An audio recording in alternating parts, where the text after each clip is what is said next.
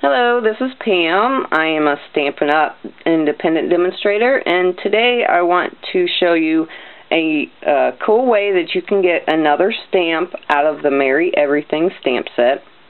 This is out of the holiday catalog, and you can get a bundle with the new note tag punch. That's the punch there, and this is a stamp set, so you can buy this at a bundle, and you can save 15% if you buy the bundle. But I want to show you what you can do with the stamp set to get a solid image stamp. So when you get your stamp set and take all the stamps out, you get a piece of the rubber that looks like this. This whole piece here is solid.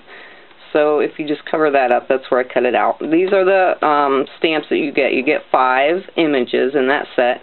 And then this whole piece here is just solid. It's a solid piece of rubber. So what I thought I could do is get another stamp out of it that's a solid, it would be all solid if you stamp that. So what I did was took the To From stamp out of that set. It's that one right there. And I took the stamp and inked it up, and then just stamped right onto that rubber. And after I had the ink on there, I took my paper piercing tool and I kind of like scratched a line all the way around the outside of that image. So once I had that all scribed, and it scratches a line in there, you can kind of see I did it there, but if you run it through your rubber, it'll leave a line there. That way you can cut it out.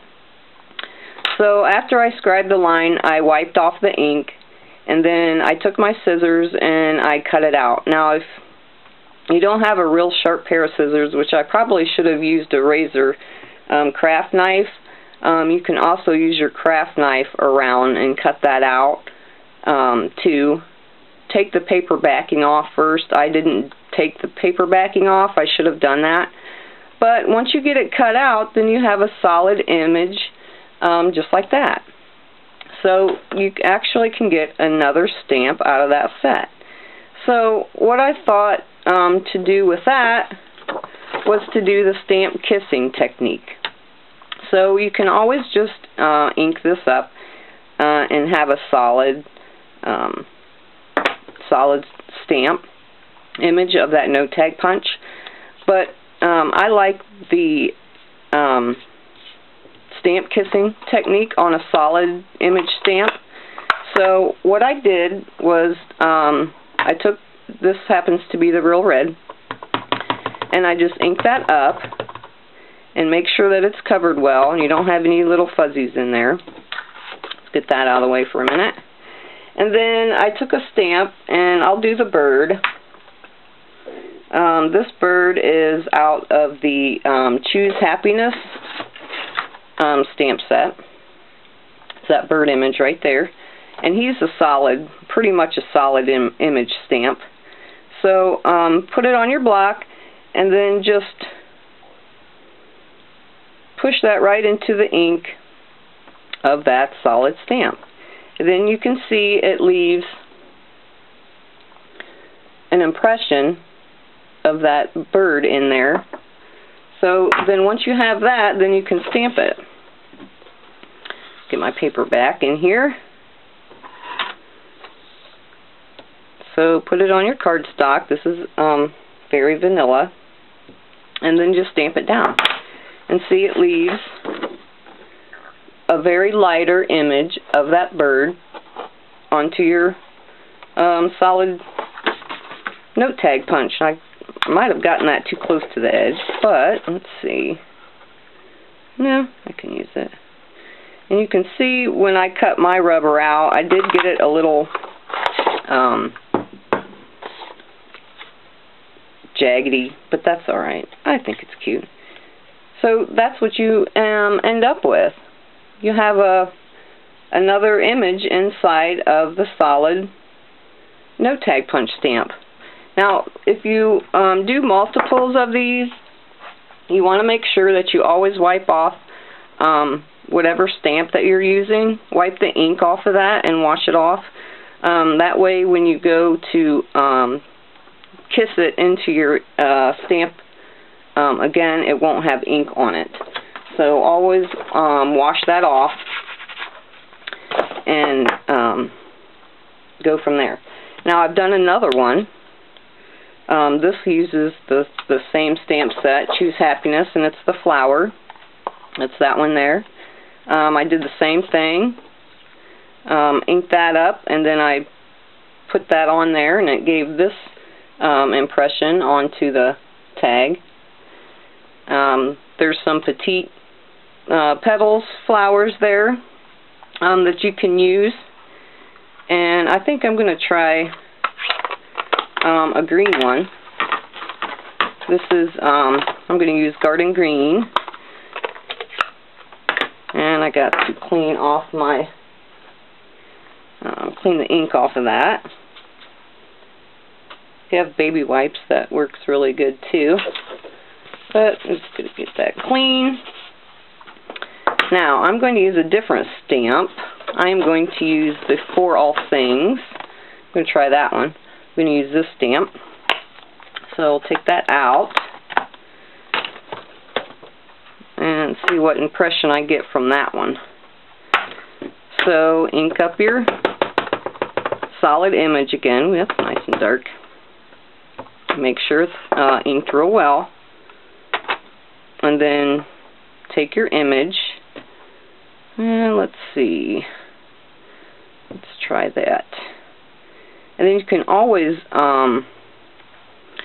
go back and stamp sentiments on here in black or early espresso. Anything dark that would show up good. So let's see what this one turns out like.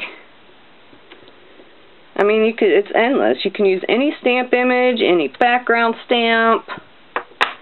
Lots of the background stamps. The wood grain would look really cool on that. See, that's pretty. And these inks, as you know, as they dry, they do get a little lighter.